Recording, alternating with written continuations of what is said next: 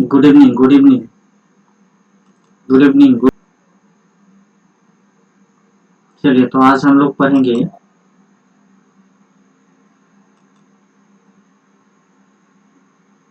हम लोग पढ़ेंगे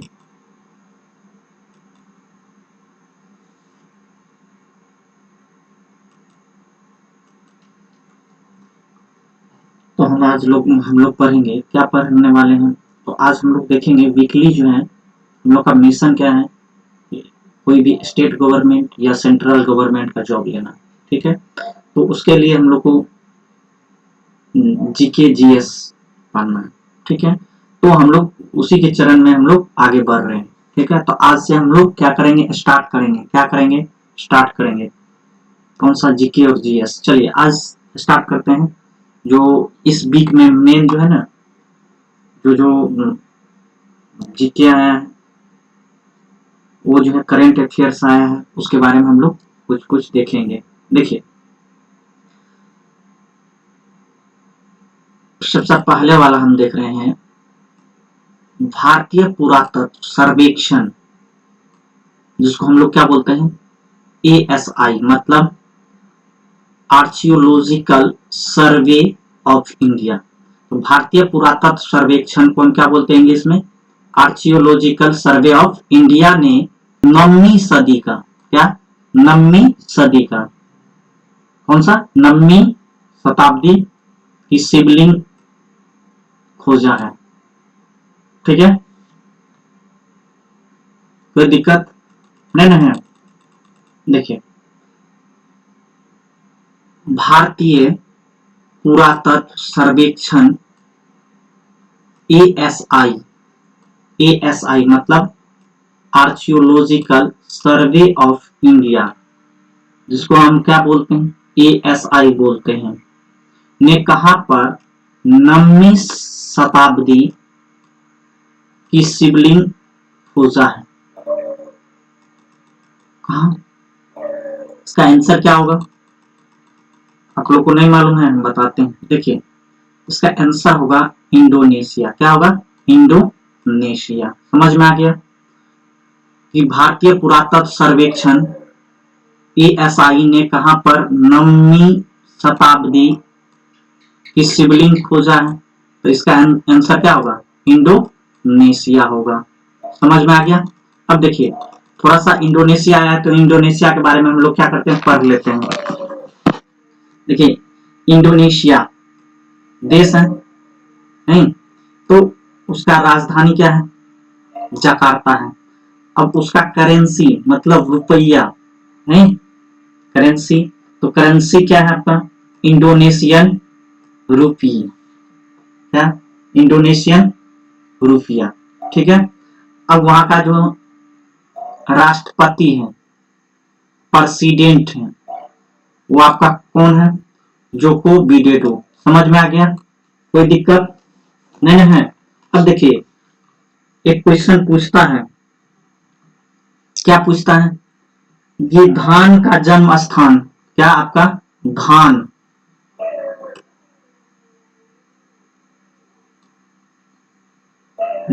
का जन्म स्थान कहाँ है। अगर आपसे कोई पूछ दे धान का जन्म स्थान कहाँ है, बताइए कहाँ बोलिएगा आप लोग।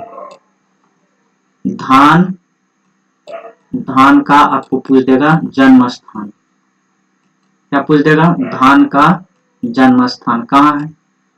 देखिए, इसका आंसर भारत व इंडोनेशिया दोनों होगा, भारत और इंडोनेशिया दोनों में है धान का। समझ में आ गया, रखा है चावल के उत्पादन में कौन सा, इंडोनेशिया। कोई दिक्कत नहीं ना है। अब देखिए, अगर आपसे पूछ देगा कोई कि भारत में चावल को छोड़कर, मतलब धान को छोड़कर कौन कौन सा फसल का जो है जन्म स्थल है, तो आप बोलेंगे उड़द। क्या बोलेंगे, उड़द। क्या बोलेंगे, उड़द का भी क्या है जन्म स्थल, भारत है। ठीक है, मूंग का, क्या मूंग का, मूंग का भी क्या होगा, मूंग का भी क्या होगा, भारत ही होगा। ठीक है, जन्म स्थल। ठीक है, ज्वार का, अगर आपसे पूछ दे ज्वार का जन्म स्थल कहाँ है, तो क्या बोलेंगे आप, भारत बोलेंगे, कोई दिक्कत। गन्ना का पूछ देगा तब भी आप क्या बोलेंगे, भारत बोलेंगे, कोई दिक्कत नहीं ना है। अब हमारा दूसरा क्वेश्चन आता है, भारत सरकार ने किस राज्य की जल जीवन मिशन योजना को मंजूरी दी है? तो इसका आंसर क्या होगा, आपका बिहार होगा। क्या होगा, बिहार होगा। ठीक है, देखिए बीपीएससी में, बीपीएससी में मैक्सिमम डाटा रिलेटेड क्वेश्चन पूछा जाता है, उस समय परेशानी हो जाती है, तो याद रखना है। ये तो सब बता सकता है कि भारत सरकार ने किस राज्य की जल जीवन मिशन योजना को मंजूरी दी है, तो इसका क्या हो गया आंसर, बिहार। लेकिन आपसे पूछ देगा कि कुल कितना रुपया जो है रिलीज किया गया है, ठीक है, तो कहेंगे 1832.66 करोड़, समझ में आ गया, करोड़ की योजना है। कितना, 1832.66, ठीक है, कोई दिक्कत नहीं ना है। तो भारत सरकार ने किस राज्य की जल जीवन मिशन योजना को मंजूरी दी है, तो आप इसका आंसर क्या मार करके आएंगे, ठीक, बिहार। लेकिन वहां आपको ये जो क्वेश्चन पूछा हुआ रहेगा तो वहां आपको ये दिया हुआ रहेगा 1832.66 करोड़ योजना का, ठीक है, मतलब 1832.66 करोड़, ठीक है, 1832.66 करोड़, ठीक है। अब हम लोग देखते हैं बिहार आ गया, बिहार के बारे में थोड़ा सा पढ़ लेते हैं। तो हम लोग जानते हैं बिहार स्थापना दिवस कब मनाया जाता है, 22 मार्च को मनाया जाता है। बिहार की राजधानी कहाँ है, पटना है। उच्च न्यायालय कहाँ पर है, पटना में है। राजकीय भाषा क्या है, हिंदी और उर्दू दोनों है, ठीक है, हिंदी और उर्दू दोनों है। राजकीय वृक्ष क्या है आपका, पीपल है। राजकीय पुष्प क्या है, गेंदा है। राजकीय पशु क्या है, बैल है। राजकीय पक्षी कौन सा है, गोरैया है। देखिए अब हमको अक्षांशीय विस्तार और देशांतरीय विस्तार के बारे में भी जानना चाहिए, और ये क्वेश्चन इंपॉर्टेंट हो जाता है, ठीक है। तो देखिए इसमें क्या याद रखना है, अक्षांशीय विस्तार में देखिए यहाँ 24 डिग्री 20 मिनट और 10 सेकेंड, समझ में आ गया। देखिए डिग्री, ठीक है, याद रखना है 1 डिग्री बराबर कितना होता है, 60 मिनट के बराबर होता है, समझ में आ गया। 1 डिग्री बराबर क्या, 60 मिनट। मैथ में जब आप पढ़ते हैं तो उस समय हम लोग चेंज करते हैं, ठीक है। तो आप जानते हैं 1 मिनट बराबर कितना, 60 सेकेंड। डबल डैश रहता है तो सेकेंड रहता है, समझ में आ गया। तो अक्षांशीय विस्तार कितना होगा, 24 डिग्री 20 मिनट 10 सेकेंड से 27 डिग्री 31 मिनट 15 सेकेंड उत्तरी अक्षांश के बीच, समझ में आ गया। चलिए अब हम लोग देखते हैं देशांतरीय विस्तार। क्या, देशांतरीय विस्तार, देशांतरीय विस्तार जो स्टार्टिंग होगा 83 डिग्री 19 मिनट 50 सेकेंड से लेकर 88 डिग्री 17 मिनट 40 सेकेंड पूर्वी देशांतर के बीच, समझ में आ गया, कोई दिक्कत नहीं ना है। अगर आपको कोई दिक्कत है तो आप हमें कमेंट कर सकते हैं। आप अगर और सभी सब्जेक्ट पे वीडियो चाहते हैं तो हमको कमेंट कर देंगे तो हम बना देंगे। देखिए अब क्षेत्रफल कितना है, बिहार का क्षेत्रफल कितना है, तो हम लोग जानेंगे। देखिए 94,000 कितना,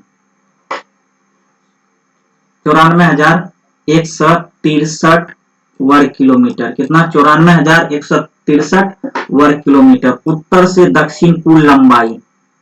देखिए ये आपको कभी भी दिक्कत नहीं हो सकता है। उत्तर से दक्षिण कुल लंबाई 3 है, फिर क्या 4 है और 5 है। पूरब से पश्चिम, देखिए 3 है ना, एक एक्स्ट्रा कर देंगे, 4 हो जाएगा, 4 को दूना कर देंगे, 4 दूना 8 और 1 घटा देंगे तो 483, समझ में आ गया, 483। तो पूरब से पश्चिम कितना, 483, और उत्तर से दक्षिण कुल लंबाई कितना, 345 मतलब 345। अब देखिए बिहार का सीमा कहां कहां से लगेगा, तो उत्तर में नेपाल, दक्षिण में झारखंड, पूर्व में पश्चिम बंगाल तथा पश्चिम में उत्तर प्रदेश से इसकी सीमा लगती है। अब 2011 की जनगणना के अनुसार ये जो भी कर रहे हैं, ये जो आप देख रहे हैं, ये कब का है, 2011। अब जो नेक्स्ट जनगणना होगा वो किस में होगा, 2021 में। ठीक है, तो कुल जनसंख्या कितना है बिहार का 2011 के जनगणना के अनुसार,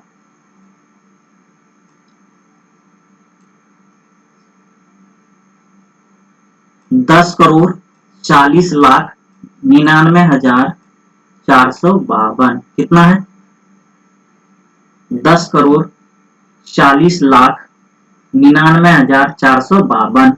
उसमें से पुरुष का जनसंख्या कितना है, 5,42,78,157। अब उसमें महिला की जनसंख्या कितना है, 4,98,21,295।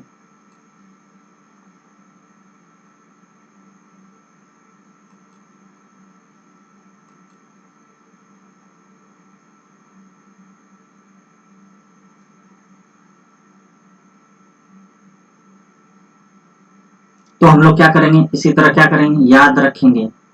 अगर हमसे पूछ देगा अक्षांशीय विस्तार कितना है, अक्षांशीय विस्तार कितना है, तो आप कितना बोलेंगे आप बताइए, 24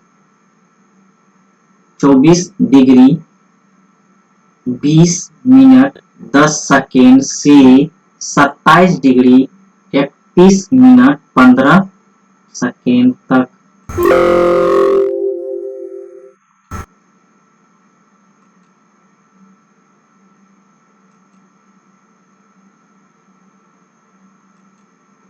देखिए बिहार की जनसंख्या घनत्व कितना है,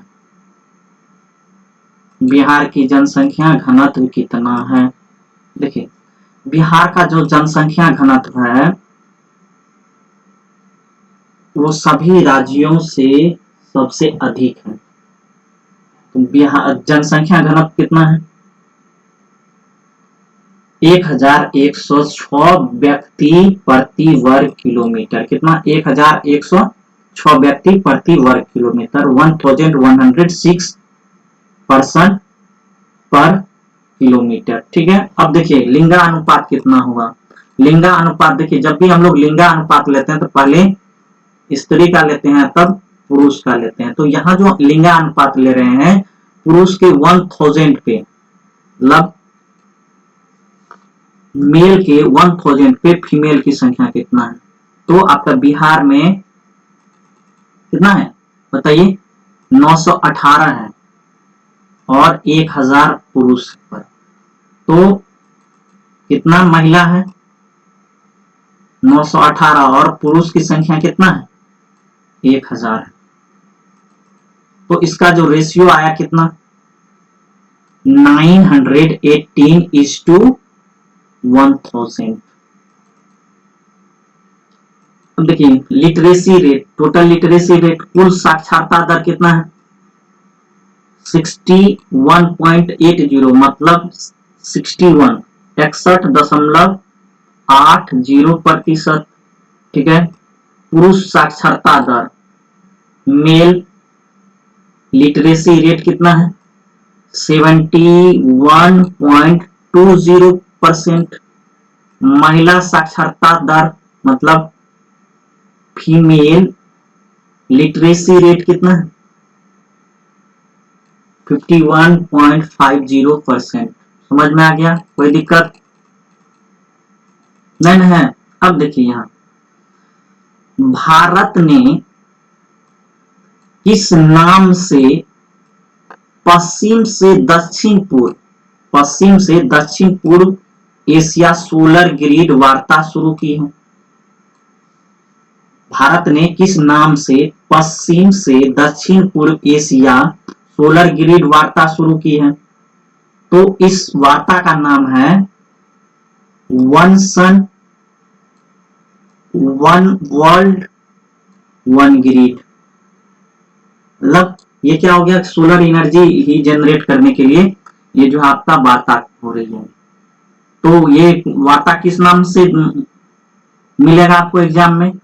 वन सन, वन वर्ल्ड और वन ग्रिड, ये नाम से अगर मिलेगा तो ठीक है, नहीं तो वहां मिलेगा आपको OSOWOG। ध्यान रखिएगा।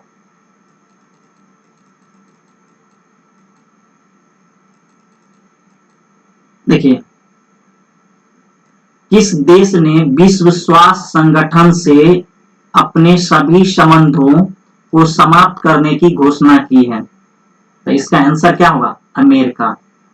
जानवे करते हैं कि अमेरिका में कोविड-19 से बहुत अधिक आदमी क्या है, पीड़ित है। ठीक है, इसके लिए क्या किया है अमेरिका? तो वो अपना क्या कर लिया है, सभी संबंध को क्या कर रहा है, समाप्त कर रहा है। तो इसका आंसर क्या होगा? अमेरिका होगा। अब हम लोग जानते हैं क्या लिखा हुआ है यहाँ, विश्व स्वास्थ्य संगठन, उसको बोलते हैं World Health Organization, WHO। WHO देखिए, WHO का जो फॉर्मेशन हुआ था वो आपको 7 अप्रैल को हुआ था। कितना? 7 अप्रैल। 7 अप्रैल को क्या करेंगे, स्थापना दिवस मनाता है। ठीक है, मनाते हैं हम लोग। अब देखिए हेडक्वार्टर्स कहाँ है? हेडक्वार्टर्स आपका जेनेवा में है। ठीक है, हेड कौन है? Tedros Adhanom. टेड्रोस एधानोम, क्योंकि आप जानबे करते हैं टेड्रोस एधानोम जो है अभी बहुत ज्यादा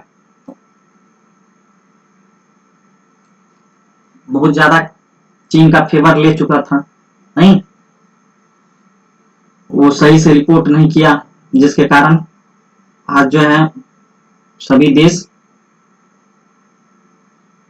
कोविड-19 की चपेट में आ गया है। अब मेंबर कंट्रीज कितना है? 194 है। समझ में आ गया? देखिए, विश्व में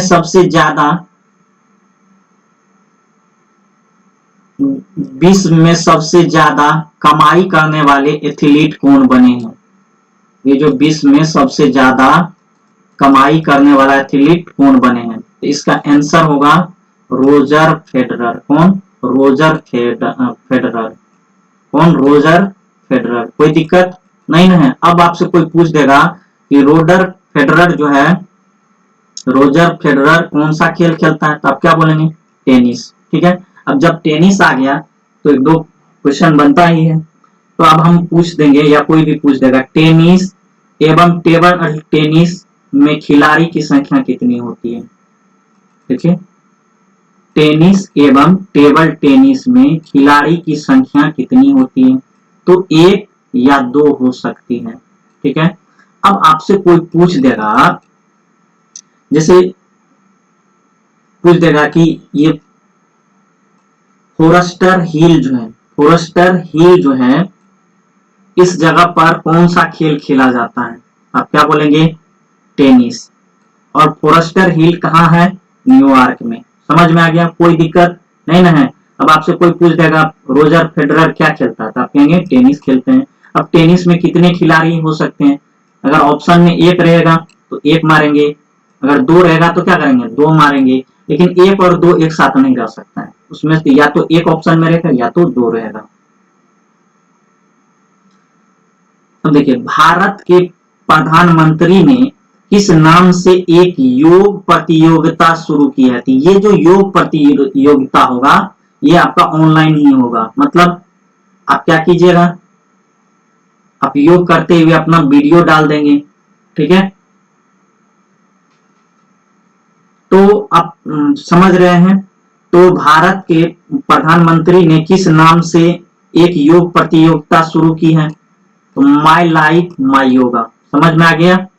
अब देखिए, अब ये जो माई लाइफ माई योगा है वो क्यों लॉन्च किए हैं? देखिए, आगे जो है 21 जून को अंतरराष्ट्रीय योग दिवस मनाया जाएगा या होता है। ठीक है, तो इसी के लिए जो है भारत के प्रधानमंत्री ने किस नाम से एक योग प्रतियोगिता शुरू की है? तो क्या कहेंगे? My life my yoga. समझ में आ गया।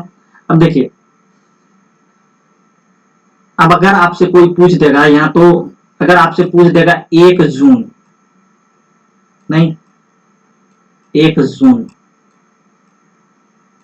1 जून को कौन सा दिवस मनाया जाता है, तो आप कहेंगे विश्व दूध उत्पादक दिवस। क्या विश्व दूध उत्पादक दिवस मनाते हैं, क्या विश्व दूध उत्पादक दिवस मनाते हैं। देखिए अब मेन बात पे आते हैं, पर्यावरण दिवस जून में मनाते हैं, किस जून को बताइए, किस जून को मनाते हैं, 5 जून को, किस जून को, 5 जून को। विश्व रक्तदान दिवस कब मनाते हैं, 14 जून को, ठीक है।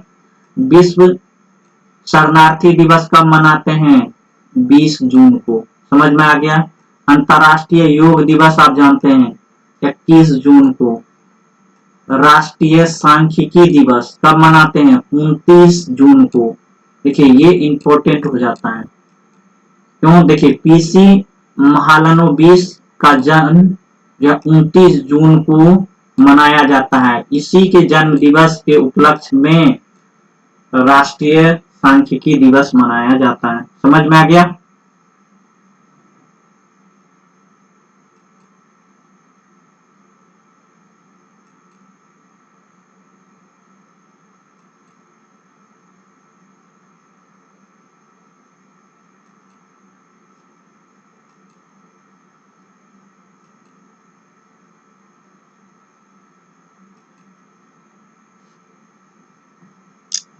देखिए किस राज्य